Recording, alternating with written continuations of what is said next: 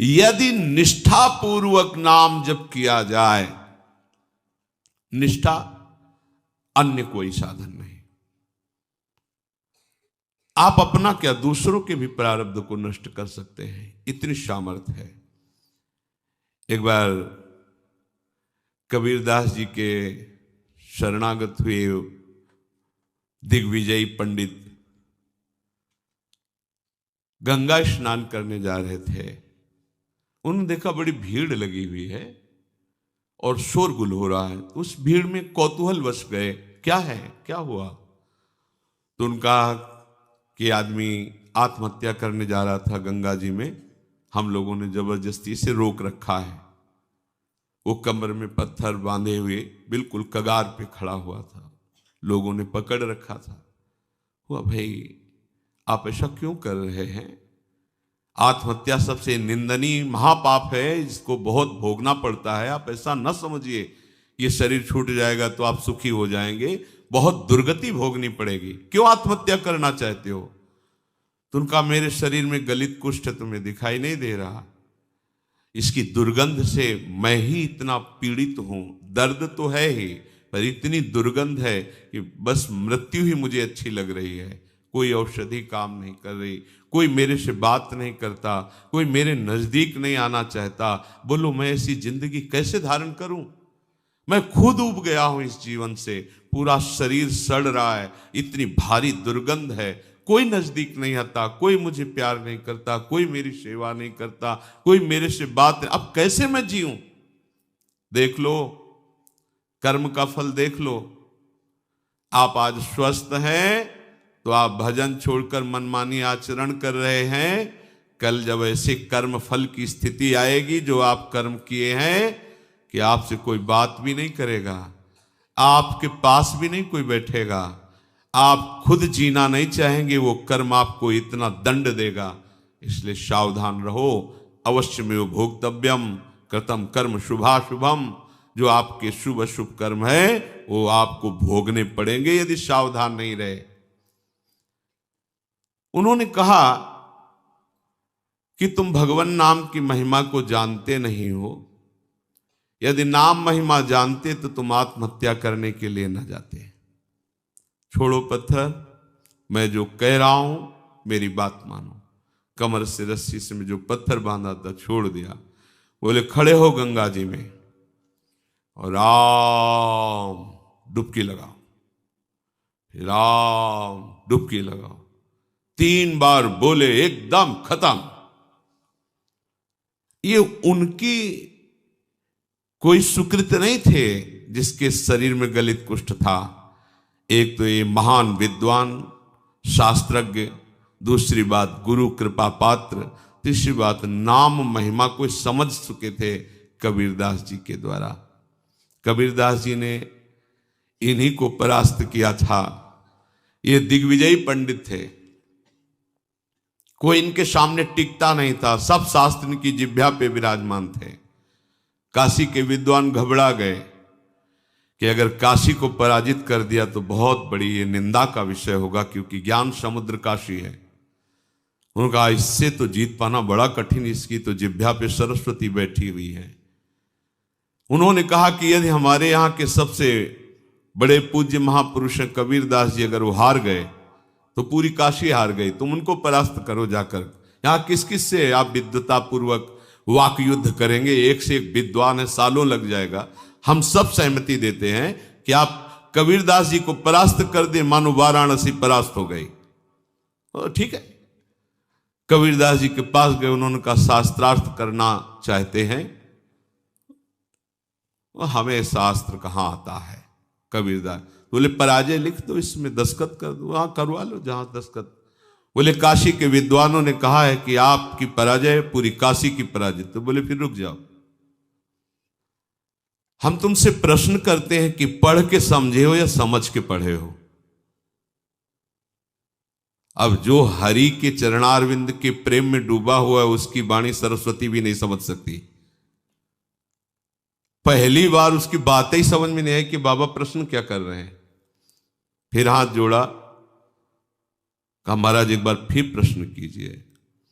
तो उन्होंने कहा पढ़ के समझे हो कि समझ के पढ़े हो?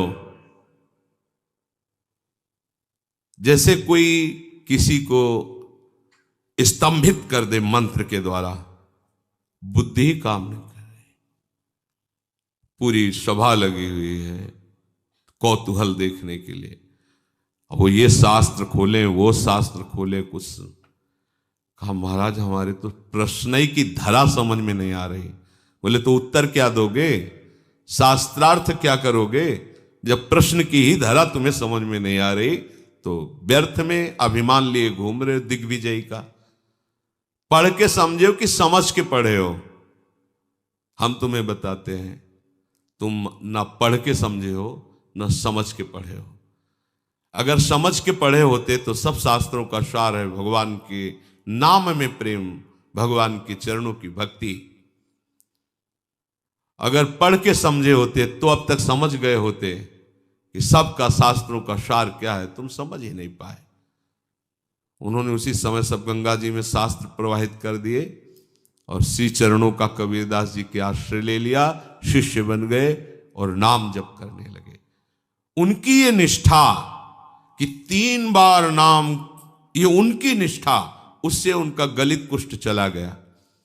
अब ये बड़े आनंदित होकर कबीरदास जी के पास पहुंचे और कहा भगवान एक गलित कुष्ठ शरीर वाला आत्महत्या करने जा रहा था, तो आपकी कृपा से नाम महाराज के प्रभाव से 3 बार नाम बुलवाने पर वो गंगा में डुबकी लगाते ही पवित्र शरीर और निरोग शरीर हो गया उसका, और बहुत प्रसन्न हो गया। और उसको भी हमने कहा नाम जप करो। कबीरदास जी ने कहा तुमने नाम की महिमा जानी? अरे ये केवल नामाभास से ठीक हो सकता था, तुमने 3 बार बुलवाया है। नामाभास से ये नाम की अपार, जौहरी ही तो हीरा का कीमत जानता है कि क्या है, हीरे की वक़्त जौहरी जानता है। ऐसे ही भगवत प्रेमी महात्मा जानते हैं कि नाम का प्रभाव क्या है। हम आप सब तो ऐसे ही राम कृष्ण हरि, पर ऐसे ही बोलो तो भी मंगल हो जाएगा, पर महिमा इतनी अगाध है, कह रहे अथई कांतिक भावे नोपासितम नाम भोगई के विनाशिम अपि प्रारब्धम। पर इसमें शर्त है, इसमें शर्त है अथई कांतिक, एकांतिक, अर्थात अब कोई आश्रय नहीं, कोई भरोसा नहीं, केवल नाम का आश्रय, केवल नाम का भरोसा। इसे कहते हैं निष्ठा। निष्ठा पूर्वक जपा हुआ नाम भोग के द्वारा ही विनाश से प्रारब्ध कर्म को भोग के बिना ही नष्ट कर देता है। ये बड़ी बात है। तो आप कहेंगे कि बड़े बड़े संतों को बड़े बड़े रोग पाए गए, कैंसर, अमुक अमुक अमुक, तो क्या इन्होंने नाम जप नहीं किया क्या? हाँ, जान गए, नाम जप के प्रभाव से जान गए कि ये शरीर मैं नहीं हूं, ये शरीर मेरा नहीं है, ये पानी का बुलबुला जैसा है, कुछ समय के लिए मिला फूट जाएगा। अब इसके लिए सच्चिदानंद में नाम का प्रभाव क्या रखना? जैसे सांप अपनी केचुल से कोई संबंध नहीं रखता, ऐसे भगवत भजन करने वाला महात्मा जो वास्तविक भागवतिक महिमा को जान गया है, वो इस शरीर से कोई मतलब नहीं रखता। चाहे इसमें कैंसर हो, किडनी फेल हो, कोई बड़े बड़े कष्ट हो, वो समझता है इसकी एक आयु निश्चित है, इसको नष्ट ही होना है। जब नष्ट ही होना है तो हम इसके लिए भजन रूपी महामहिम महिमा का प्रयोग क्यों करें? ये अविनाशी थोड़ी रहेगा, आज नहीं तो कल जाएगा। ये जब जाएगा ही तो इसके लिए हम अपने भजन को क्यों खर्चा करें? इसीलिए उन महापुरुषों ने अपने भजन का प्रयोग शरीर को स्वस्थ रखने में नहीं किया, नहीं तो इतनी सामर्थ्य है नाम में कि वो सब रोगों को नष्ट कर सकता है। आश्चर्य में ये देखा है। वो रोज सुबह आ जाता था, गले में कैंसर था, गांव का आदमी था, सरकार बहुत पीड़ा है, पैसा नहीं है, डॉक्टर कहते हैं लाखों रुपया लगेगा ऑपरेशन इसमें। वो तभी आता है, वो उनका समय था, बम्बुल की दतून करते थे, घंटों ऐसे भाव में डूबे। ऐसे चेतना एक दिन आई, थूक दिया, रोज परेशान कर, चल भाग, खत्म कैंसर। और जब उन्हीं के शरीर में प्रारब्ध भोग आया तो उन्होंने कष्ट को सहा, कभी अपने प्रारब्ध को नष्ट। आश्चर्य